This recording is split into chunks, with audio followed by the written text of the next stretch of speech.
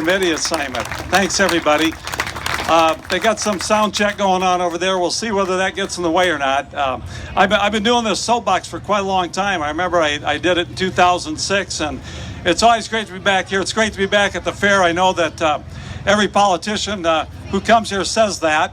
But the fact of the matter is, in 1969, that was my first state fair. I'm a native Iowan. I grew up in Sioux City and went to Iowa State. And, I've lived all but 6 years of my life in Iowa.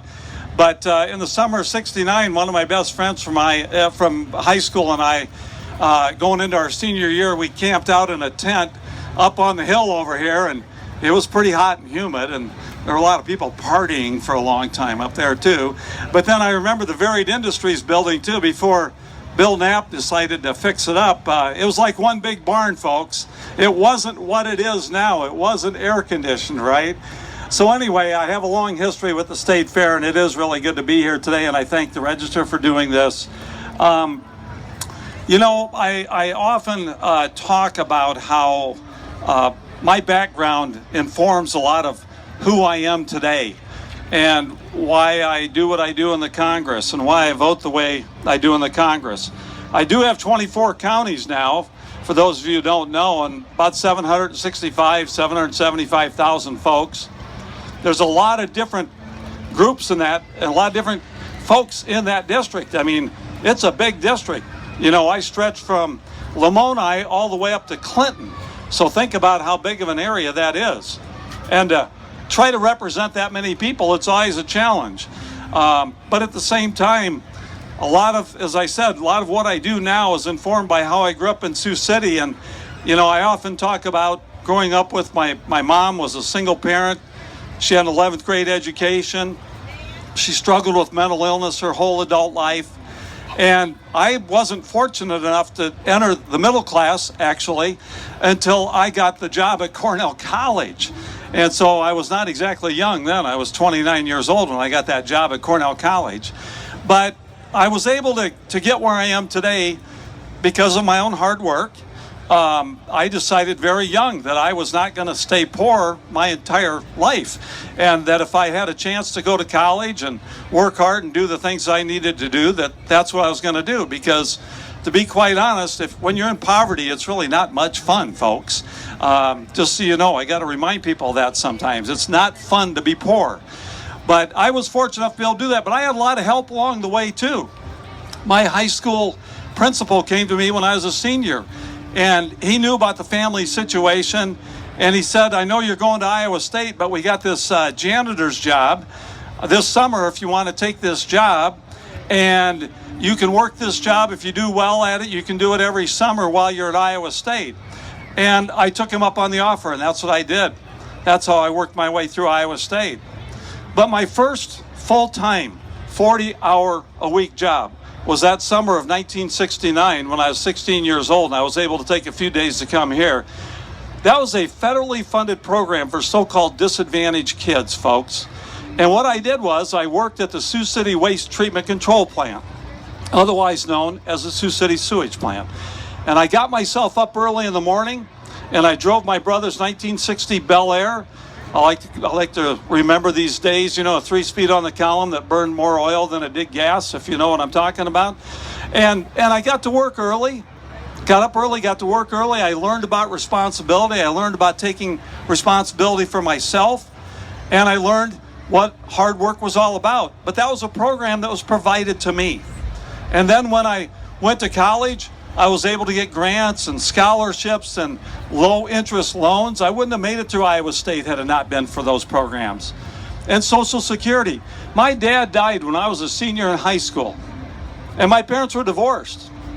But it didn't matter that they were divorced. I was able at that time to get Social Security survivor benefits so that I could get through Iowa State University, so I could pay my way through Iowa State.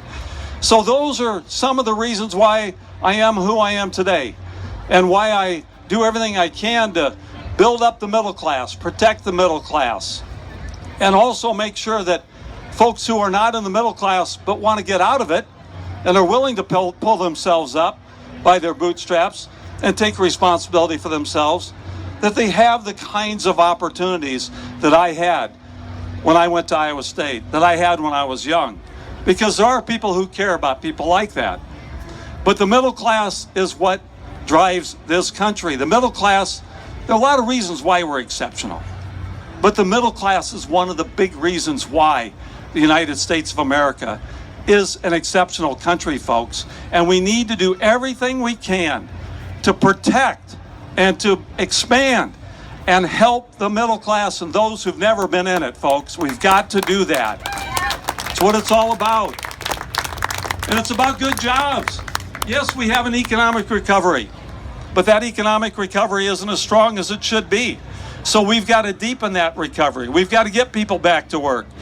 We've got to focus on infrastructure, folks. We passed a 5-year highway bill last year. Unfortunately, we didn't completely fund it yet. But that's infrastructure. Those are jobs that are in the United States that can never be exported from the United States. Infrastructure is the key in so many ways, folks.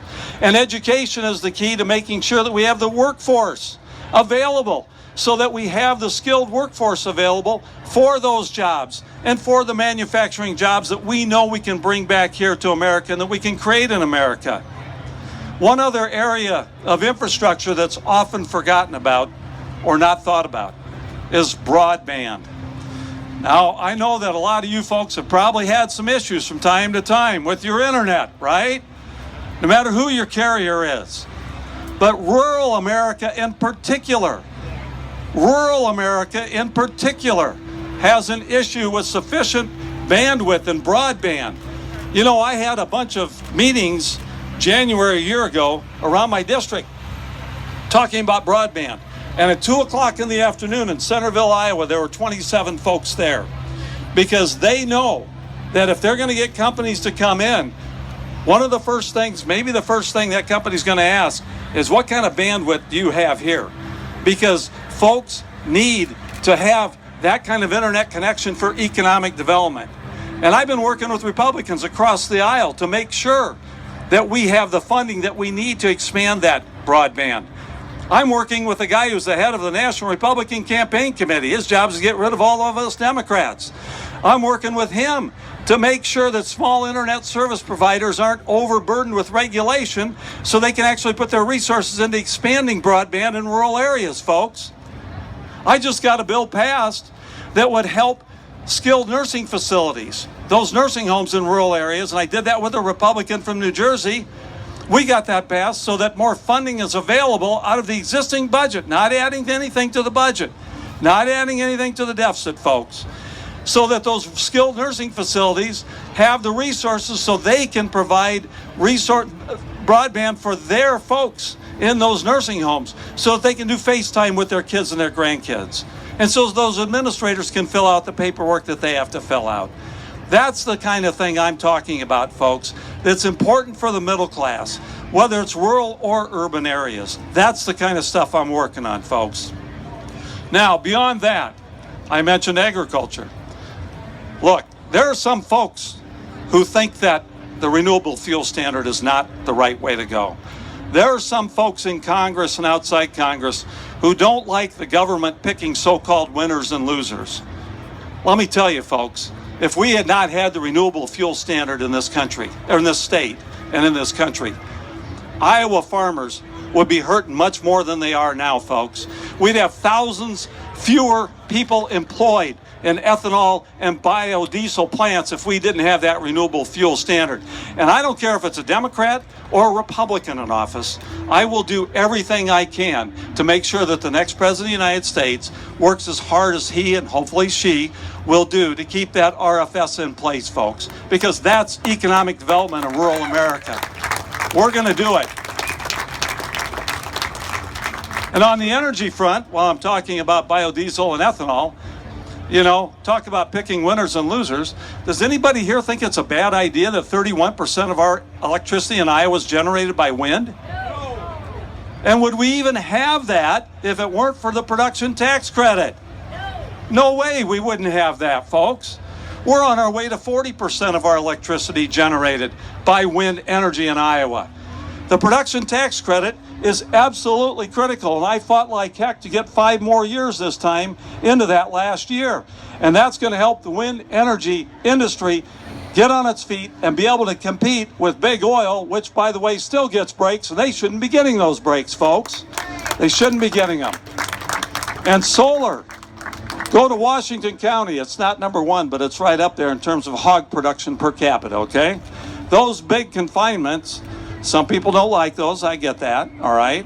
But those big confinements, more and more of those are being powered by solar energy. And they wouldn't be able to do that. It wouldn't be cost effective if it weren't for the investment tax credit, something I worked hard on to get 5 years more for that too this time around, folks. Very, very critical. Couple more things. Social Security and Medicare. This is a big issue. Not just because I'm 63, right? And I want to make sure that it's there for me. But I want to make sure it's there for all these folks out here. Adam, I want to make sure it's there for you. I want to make sure it's there for all these young folks out there. Because Social Security is a great program. It's 81 years old now, folks, okay? Yesterday, I believe, was its birthday. Very, very important. If you pay into Social Security, then you darn well better be able to get it back out after you pay it in. Don't you think so? All right? You know, I mentioned I got to college because of when my father died, I was able to get survivor benefits. In fact, in the 4th grade, when we moved in with my grandmother, we lived in 3 different places in the 4th grade. I often joke that I took a tour of the elementary schools in Sioux City. Wasn't intentional that year, right? But when we moved in, my grandma was receiving Social Security benefits because my grandpa had died. I wouldn't be here today if it weren't for those things, folks. But there are some who are saying we've got to privatize it. We've got to turn that trust fund over to Wall Street and to those investors. Well, folks, I don't think that's a good idea. Do you? No. No way. And on Medicare, just think about this, all right?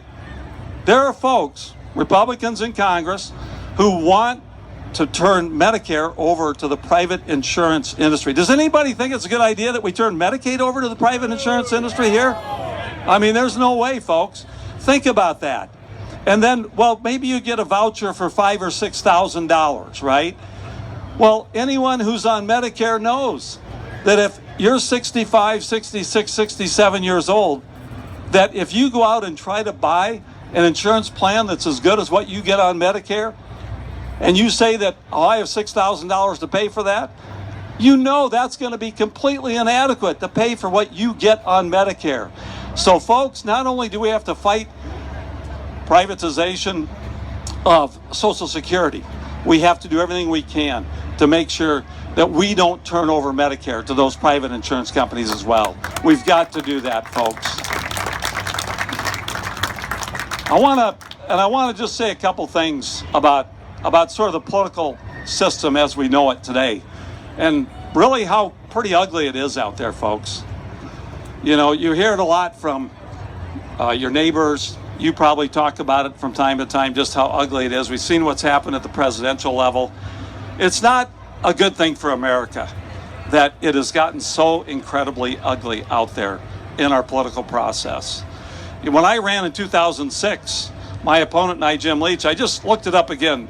November 4th, the Los Angeles Times in 2006 ran a story about how Jim and I were running against each other, and we didn't say anything bad about each other, all right? In fact, I ran a commercial that said Jim Leach is a good man, okay? Well, we've seen what's happened since that time. It's just gotten uglier. And everything I hear when I go to the Hy-Vee or when I'm at a Casey's because I'm on the road all the time, you know, or a come and go or whatever, what I hear is that people say, enough is enough. Enough of this partisan nonsense. Yes, I'm a Democrat. Yes, I want more Democrats in office because I think Democrats do better for the middle class. Thank you. But at the same time, hopefully I'll be reelected this time. You know, when I go back in January of next year, I'm going to keep doing what I've done all along. And I'm going to work with folks on the other side of the aisle. As I said, I did that with respect to broadband. I've done it with respect to the renewable fuel standard. I've done it on any number of issues because that's what people tell me they want me to do. They want me to work for them, not for the special interest, not for the party, all that other stuff. And they actually want us to get along.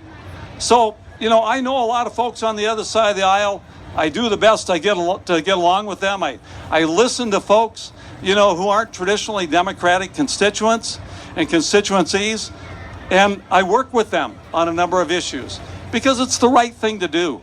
And I know that that's what you folks are yearning for as well. Yeah, you want a Republican or you want a Democrat or maybe you want a Libertarian, whatever the case may be. But from what I hear from you folks, you also want us to sit down when this is all over and figure out how to move the country forward. Is that what I'm hearing from you folks? And that's so. Listen, folks, go out there and do what you got to do. You know, hopefully you're going to work hard to get me elected. I know not all of you are my constituents necessarily, but hopefully you're going to work hard to get me reelected. I'm looking forward to going back. I think we can get some really good things done here in this country. I think that, you know, I'm not a Pollyanna about this, but I think that when we go back in January, there's going to be such a critical mass of the American people who want us to do the right thing that I think most of the politicians, they know that that's true. But I have some optimism that we are going to be able to get things done and continue to do what we've done the last 8 years, make sure that we deepen this economic recovery, get more people back to work, make sure we expand the middle class, protect those who are there, make sure we've got good jobs, make sure that we do everything we can to keep America safe from our enemies. We all want that, and continue to do the right thing. Thanks, everybody. Thanks for being here. Really appreciate it. Thank you. Thanks, everybody. Thank you.